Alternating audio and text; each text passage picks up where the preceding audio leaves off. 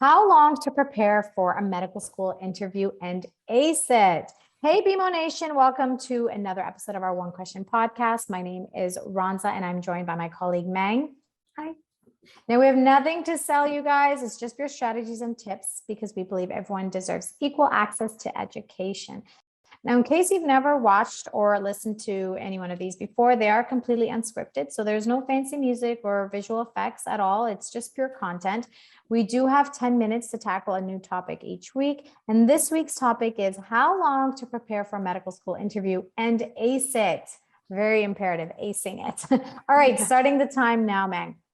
Now, in terms of this question, I know there's a lot that we could unpack here because there's a lot that we need to consider because everyone's situation is a bit different. You know, in terms of timeline, we always hear these questions from our students. How long does it take to complete this? How long should I be taking? I really don't want students or anyone listening or watching this video to compare themselves to their peers.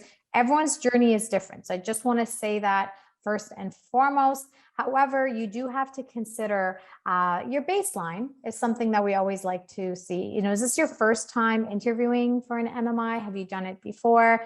Have you interviewed before? Have you, had similar questions that you've kind of prepared for? So again, depending on that answer, it might vary. In terms of commitment, how much time do you have to prepare for the medical school interview within a week? Right? Because a lot of times when we have our sessions with our students, we do have follow-up feedback and exercises and homework that we give, and that does take time. So if you're like, I can't get to that till next week, then obviously that's going to delay because we want you to always finish and complete your task prior to doing another mock, doing another session with us, whether that's doing it on your own, just whatever it is, you need to make sure that you work on the items that you've spotted in the first round before implementing it in the second time around to see progression, to see improvement, or else you're just instilling bad habits.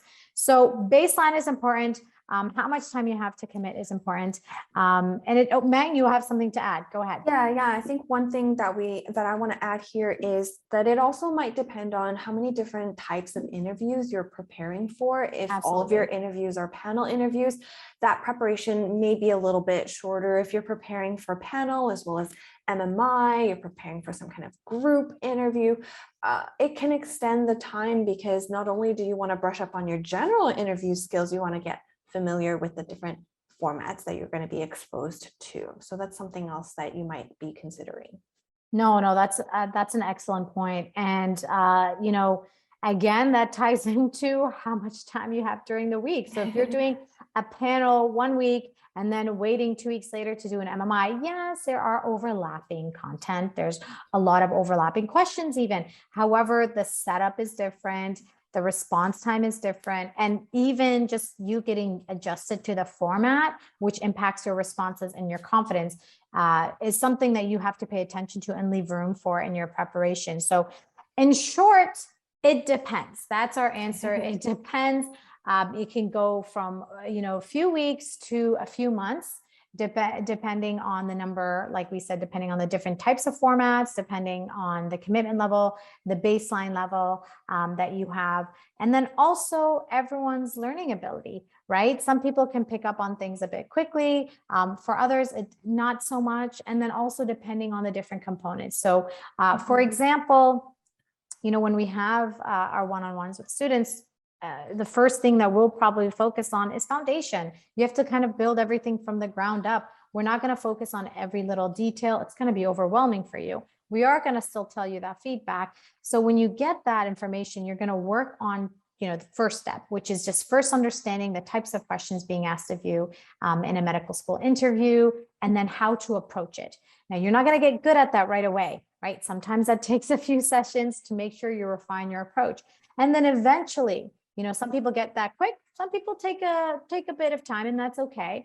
And then, there's leaving room for your delivery and making sure that, you work out any kinks that you might have, any, little fidgety moments. I tend to talk with my hands. So that's something I would probably have to work on. Sitting up straight, looking directly to the interviewer, and then also getting used to whether it's a virtual, whether it's in person. That all comes into play. And I think something else that we want to mention here is also stress management. A lot of that could come into impact in your preparation. Meng, could you walk us through some of the strategies, long term and then even short term, that we'd advise for preparation for an interview and managing stress?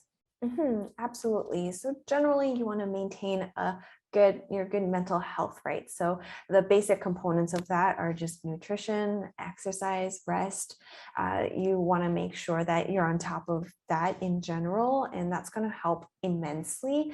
Other things you want to do is familiarize yourself with the program, with the school, maybe having a couple of conversations. If you can reach out to people who are in the program, that's going to help to remove some of the novelty of the experience when you do go to your interview, because you've already learned as much as you could possibly learn about that program. Even the site itself, if it's an in-person interview, right? Even familiarizing yourself with the location can really help to reduce a lot of the stress that you might feel on interview day. In terms of short-term stress management strategies, that could be breathing exercises, power poses, things that make you feel really confident in yourself and happy, right? So you can actually simulate that by smiling, by putting a pen in your mouth to simulate the smile, and that will help you to remain positive and have that positive mentality. Something that I wanted to pick back up on, Ronza, that's something you said earlier is a lot of these kinds of preparation strategies are related to the content, but there's also components that relate to your body language, your composure, the way you deliver your answers. And surprisingly, maybe to some of you, those are the things that tend to take longer to develop, maybe to fix if there's something that you need to fix, because those are habits. So a lot of students actually give themselves less time to prepare because they underestimate how long it could take them to reduce the number of filler words in their speech. That can be so hard if you're used to including a lot of ums and ahs and pauses in your speech. I'm sure you guys all have experience doing public speaking and presentations through school. It is so difficult to reduce the amount of filler words in your speech. So that's something that you want to consider that may even take longer than learning the strategies themselves, learning the structures and content themselves. So that's something you definitely want to consider when you think about how long you need to prepare.